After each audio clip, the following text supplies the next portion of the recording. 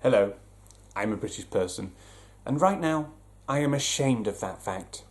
Not because of anything political, not because of Brexit, not because of Boris Johnson, not because of King Joffrey even, but because of this man, Keith Lemon.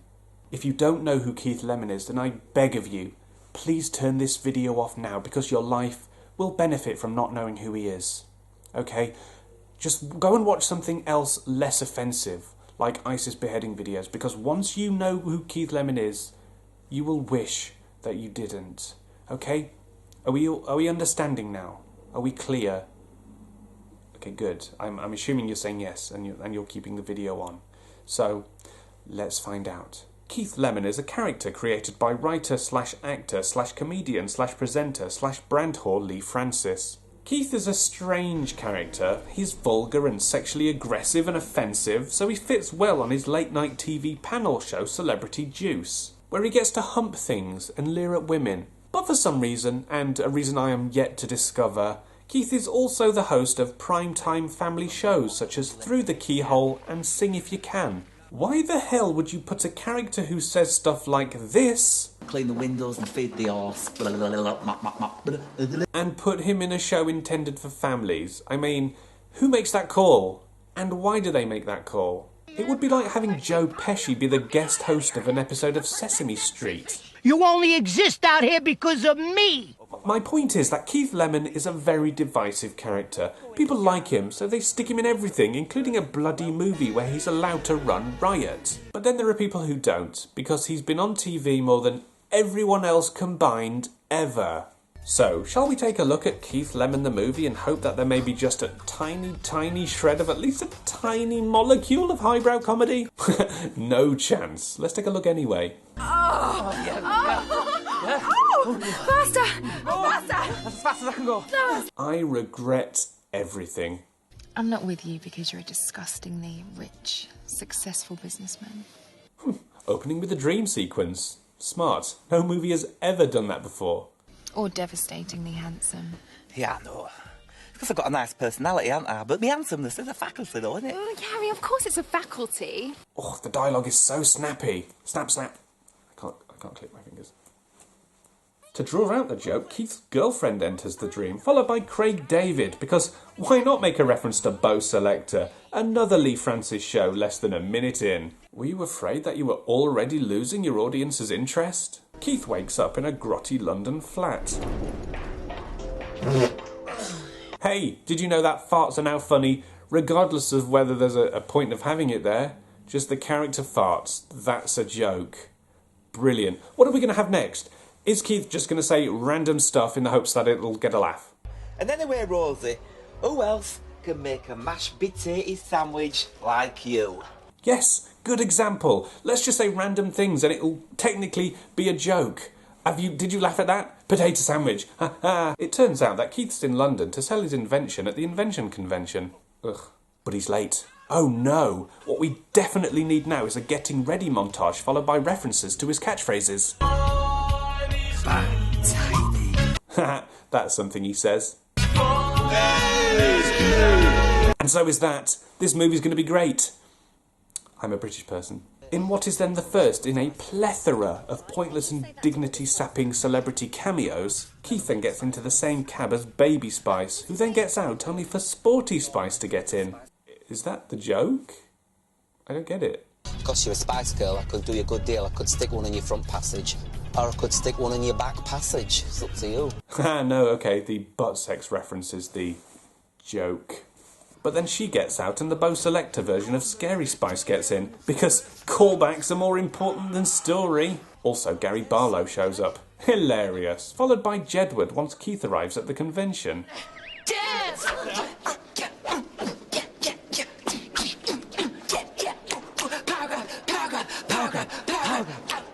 I've never genuinely wanted to gouge out my own eyes, at the same time as pulling off my ears. But this movie has made me want to do that, and I think that's quite impressive. I want to take every sense that I have, including touch, because this movie is somehow hurting me, and I want to take them, put them in a box, and send them on the ocean, to the other side of the world, purely because It's away from where this movie is playing right now, and I don't want to feel any of the things that I am feeling while watching this movie. And that didn't feel that way until Jedward came on, and I absolutely loathe Jedward to that degree, whereas just the sound of the name... every time I say it, Jedward, it hurts. It really hurts. It's like a pain. It's like a stabbing pain. It's like a stabbing pain right here. Am I having a heart attack? Keith then does his presentation, but it turns out the product is just a standard pole that you put in front of your driveway to stop people from parking there. So why is it even a surprise that everybody leaves? It really shouldn't be. Ironically, that's how everybody reacted when going to the cinema to watch this movie. High five. Come on. High five. There's nobody there. Keith then starts talking to Kush Vinder here, who is there to sell his own product, a new type of smartphone.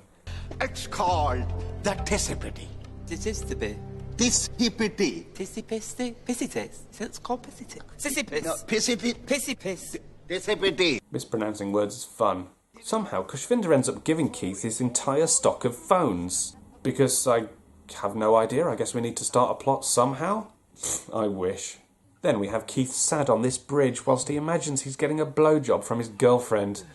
Just look at this. Just look at it. What is this? If you were these people, would you just roll your eyes and tut like they do? This scene demonstrates the complete lack of understanding for what makes jokes like this work in the first place. If the reaction isn't fitting for the situation, or there is no consequence, then there is absolutely no point to it. It is nothing other than a sketch. Because of course it goes nowhere. It goes absolutely nowhere. And Keith just goes back to being sad at the side of the bridge as if nothing happened.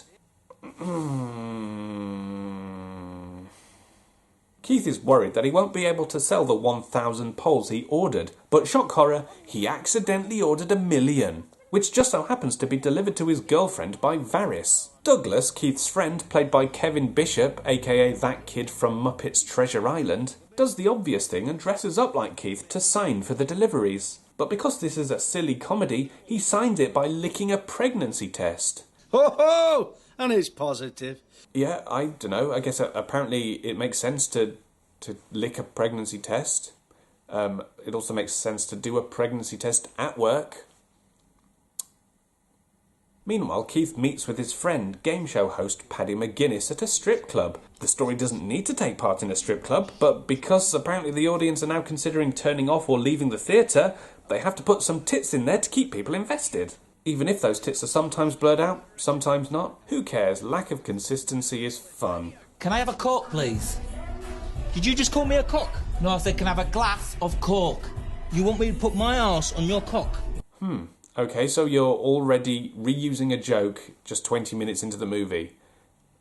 This is just on loop, isn't it? Set piece, funny words, tits. Set piece, funny words, tits. And repeat. Keith does more moping and talks to his girlfriend on the phone, but as Douglas shouts out that she's pregnant, Keith gets mugged. Listen, guys. Ooh, is this the start of a plot? I want to touch you. It's you. I want to touch you and do the things that lovers do. Because when the going gets tough. I actually hope they do mug him. Don't touch me there, because I've recently had a Brazilian blow dry. It took 3 hours. Yes.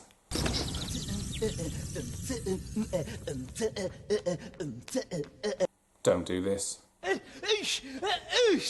Hello, and welcome to my inner conscience. Please don't. Okay, I'm here to fill the time until I come back round from this mugging by those youths of today.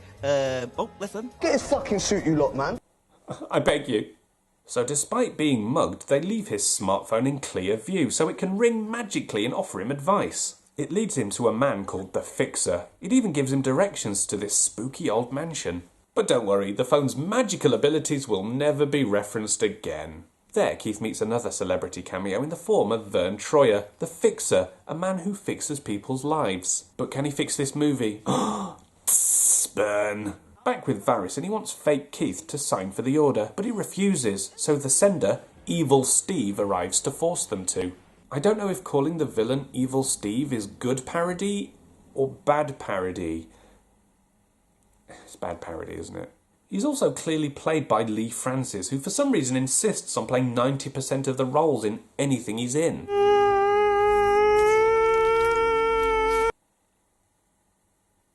Oh, A shooting pin in me asshole. You can't just shout things and hope they get a laugh. Oh, me armpits, they tingle and smell like vinegar. See? Because they refuse to take the order, evil Steve kidnaps poor Rosie. London, eh? It's full of gays and terrorists down there. You'll probably get bombed and stabbed. That's what my dad said.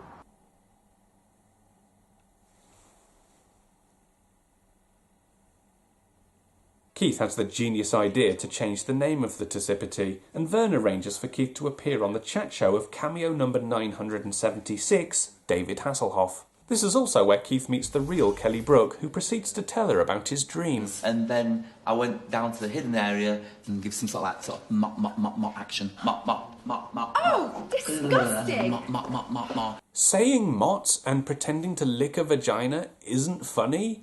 I mean, just being vulgar for the sake of it isn't funny? Tits, bums, fanny hair. See, that's not funny. I mean, it's not. And just so you know, mot means vagina, like in the north of England. So that's a very localised joke. There is a coach company near where I live called Mott's. So if they drove to Yorkshire, would they find it really funny? Because I do. On the talk show, Keith announces his new product, the Lemon Phone, which sends everyone into an absolute stupor, demanding one at once. What do you call this phone? It's called the Lemon Thorn.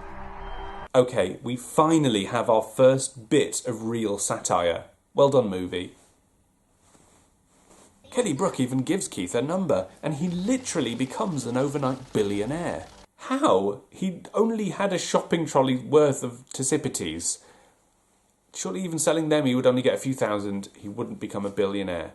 You have to have some logic in your crazy comedy.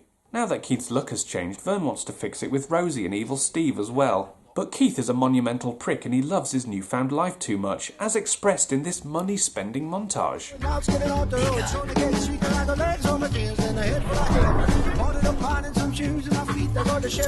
We also have this glorious scene of Keith and Kelly flirting. Okay, that's enough now. Okay, thank you.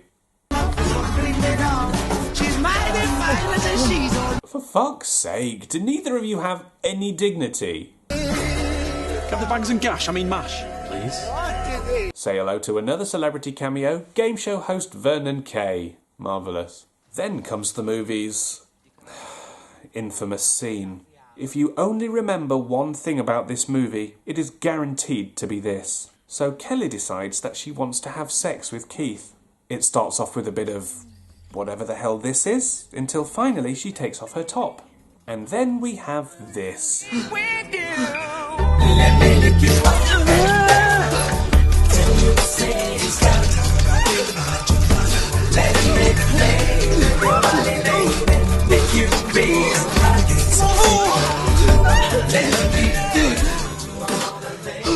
Now don't you understand why I warned you at the start of this episode that you had to get away and get away safely? You can't unsee that.